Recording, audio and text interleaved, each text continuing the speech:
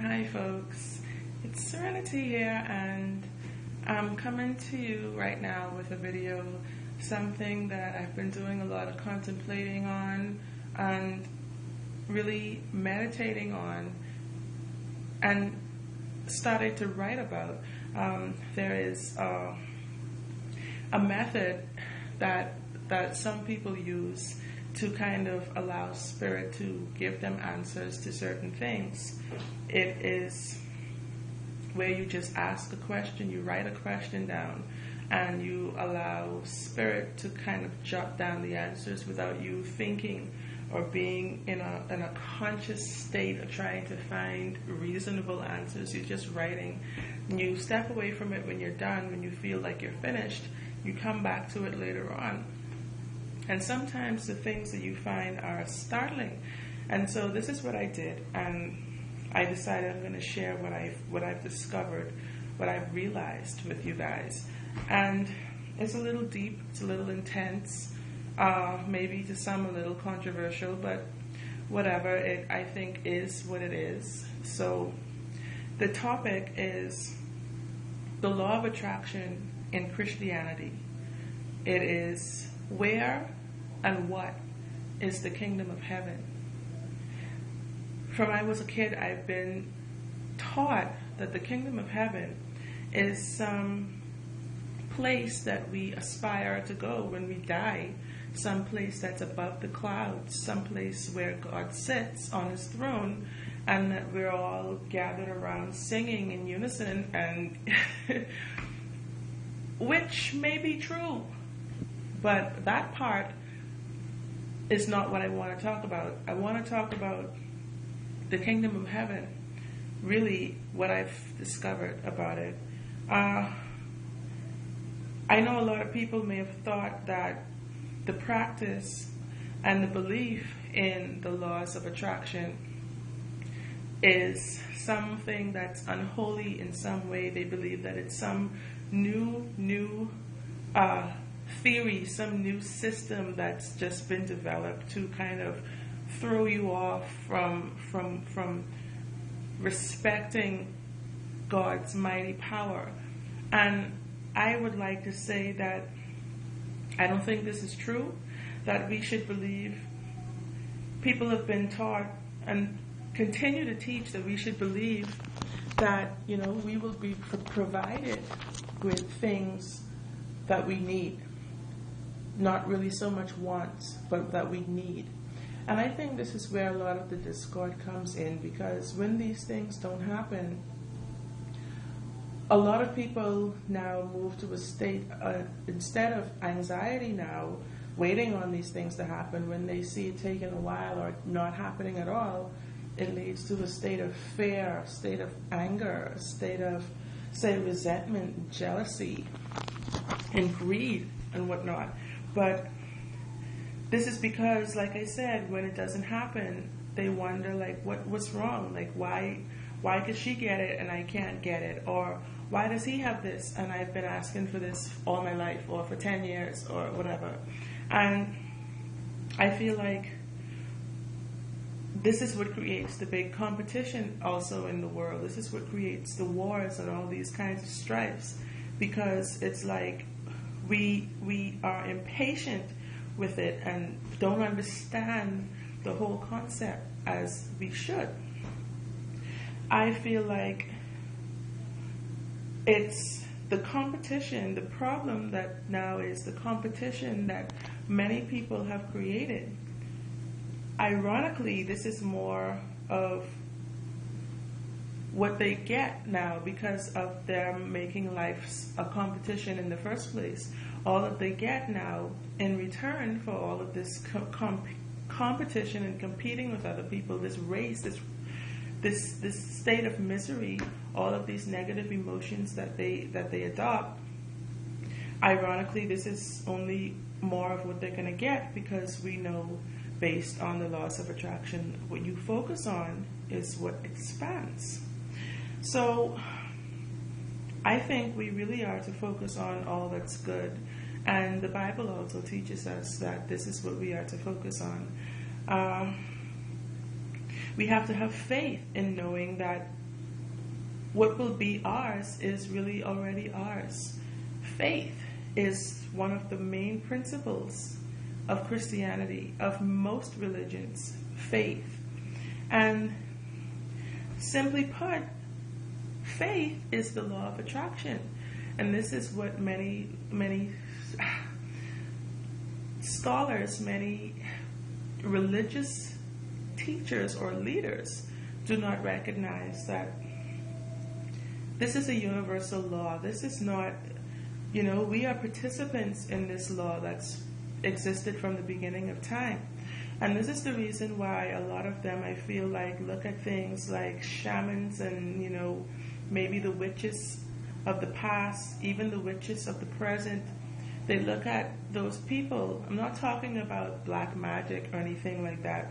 That's based on evil and things that the Bible teaches us against. I'm talking about those who teach and develop a connection with nature, with their inner being, with their source, with actually the idea of controlling what takes place in their life, bringing forth the things that they desire. This is why they've had so much persecution in history, because many people who are disconnected from this understanding, from this knowledge, when you don't understand something, this is when you're going to cast judgment upon it, and you're going to persecute it because it's something that's foreign to you, something that's strange, that doesn't make sense to you.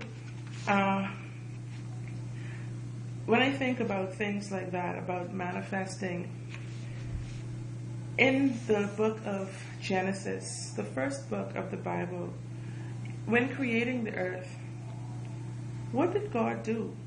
God manifested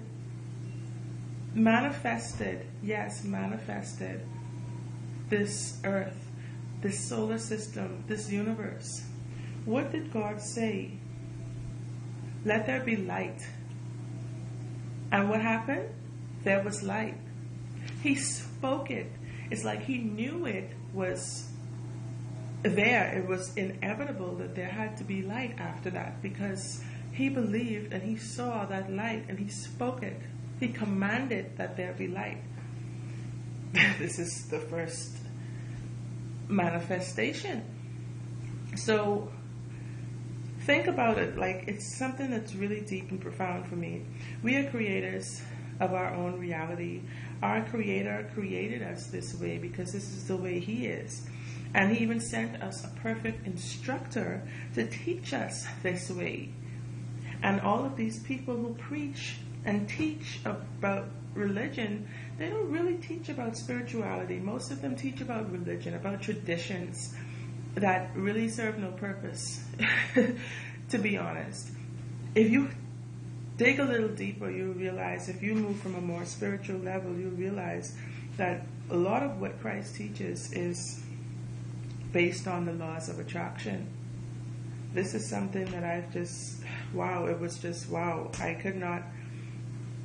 I just wrote and wrote and wrote, and these things were just coming to me. And this is why I felt like it was so important for me to share this with you today. I'm so glad you're watching it. So, the kingdom of heaven, that means to me, is something that is within us. It's within us. The kingdom of heaven is not some distant, perfect realm far beyond earth that we aspire to after we die. We must live it now in order to know it when that time comes, that we're there already, that we're already home. And I always thought about this phrase. I heard my grandma say it countless times about people who pass on, people who may have passed away, that they went home. And I wonder why she said that. Because I'm like, if you, let's say you were born, you were created now, you came from this seed and developed into a person, into an individual. How is it, even as a young child, logically thinking, I was wondering, home, how is that home? Because you were never there before. But when I think about it now, I feel like home represents that place, that kingdom that you have already established within your heart, within your soul, that is not foreign to you, that is something that is familiar, that is home. I mean, wow. So I started looking through the Bible, writing down little things, little scriptures and stuff like that. And think about, for instance, the Lord's Prayer. Our Father, who art in heaven, hallowed be thy name. Thy kingdom come. Thy will be done on earth as it is in heaven. This is in Matthew chapter 6. Thy will be done on earth as it is in heaven.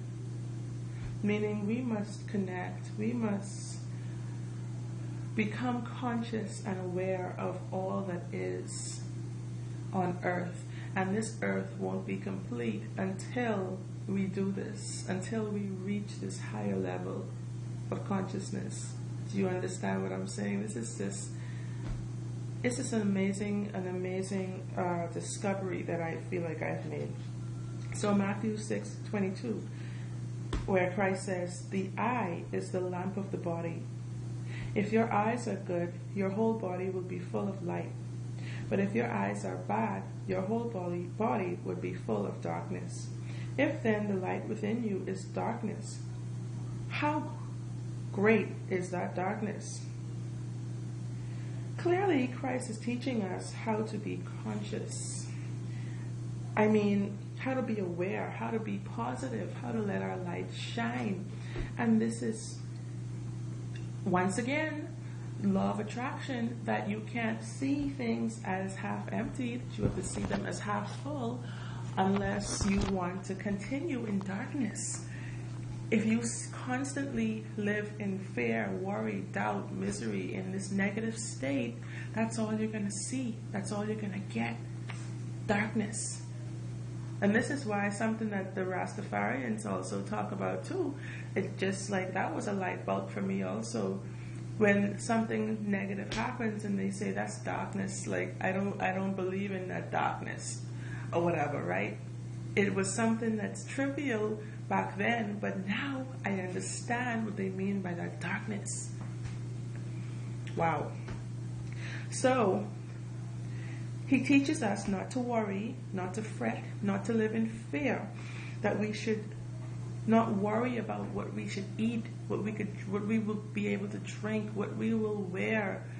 And he also goes to saying that, life itself is more important than these things. He says that faith is more important than these things. He gives an example of the birds, the grass, the lilies never toiling, but living their life to the fullest, and tells us that this is the way we should live also. And it's faith that allows them to live to their fullest potential, for their true purpose, and express themselves to the very, very fullest degree of their life with passion. Once again, the law of attraction, like we know that it is already. We don't have to worry about it because it's there already for us. Like the birds, like the lilies, they know it's coming. Their beauty is within. It's going to shine either way. So they don't stress about it. They just...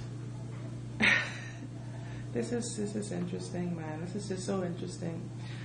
Then, another point that I have here talks about entering through the narrow gate. It is said this way because this is the path that is least traveled by most people, even from early times, not just these modern times, from early times. Many enter through the broad, wide gate that leads to destruction. This is what he says. This is what Christ says. The gate that's so wide is the gate that's easiest, the gate that is envy, the gate that is fear, the gate that is, say, anger, greed, resentment, hatred. The gate is wide. Doubt, the easiest one, because this is the one that we've been taught so much years before we even knew who we are. We've been taught this based on just what we see taking place. So the narrow gate, then, obviously, is this gate of faith, the gate of hope, of love, of forgiveness, of peace. This is the one that leads to true happiness, but many people do not recognize this. It's so much easier to go down that wide gate, go through the wide gate that everyone else is trying to push through. Only manifesting more of the good that we put out. When we have this peace and we express this peace and this love, this is what we're going to manifest in our own lives. This is what's going to come back to us. Christ healed those. This topic, this portion of this topic is something that's really powerful, that's really interesting, that we should all take note of. In his healing, in his miracles, when you really think about it, not to say that I'm diminishing Christ's awesome, amazing powers in any way, because I'm not, but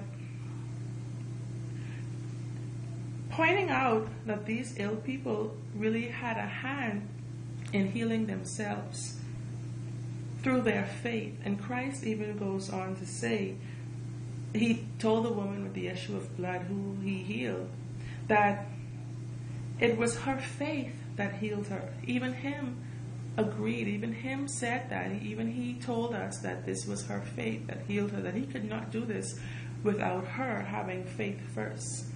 So with faith, anything is possible, and we know this. This is, once again, the law of attraction, man. Then on to gratitude. Christ constantly expressed and practiced the art of gratitude, the act of thanksgiving. So for those who really doubt or don't believe in this universal law of attraction and all that it entails, I feel like you should seek a better understanding of it for yourselves, not just go off of what you hear other people say. Seek the truth for yourselves, and you will realize that this is nothing that should be condemned, because these principles are not new. These principles have been in existence, and that the universe and all that the universe has in it, man, function based on these principles. Like I said, that tells me that the kingdom of heaven is something that's within reach for each and every single one of us. It's all a matter of us becoming conscious of it, becoming aware of it, that we are a part of God. Whether we know it or not, whether we want to believe it or not, we all are a part of God. So, like I said, the kingdom of heaven is all that's good. It is the place where all the peace and all the abundance and all of the joy that one can fathom is. It is this higher place, this higher plane, this higher consciousness. Like one of my favorite songs from the band Creed, well, they're not around anymore, but a lot of people laughed at their lyrics and stuff, but I always loved them, and my favorite song was a song called Higher. Up to this day, that's still my favorite song, because like they say, take me higher. Take me to a place where blind men see. Take me to a place with golden streets.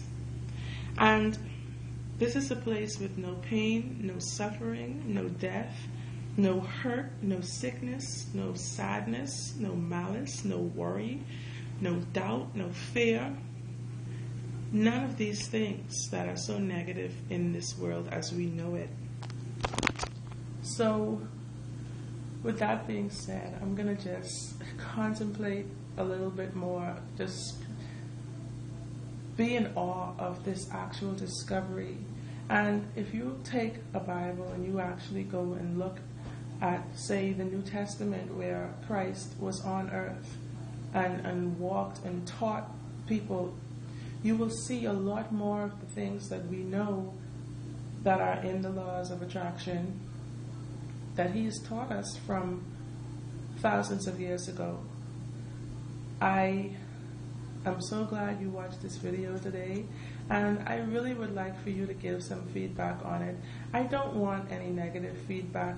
You can express your opinions, your thoughts, your beliefs, but we all are going to be respectful in each other's opinions. If you don't believe in Christ or in God or as a deity, that's up to you. But like I said, I just want some feedback on what things you may have found or discovered as it relates to this topic. So thanks for watching, and I will be back later on. Peace and love. Happy manifesting, and bye-bye.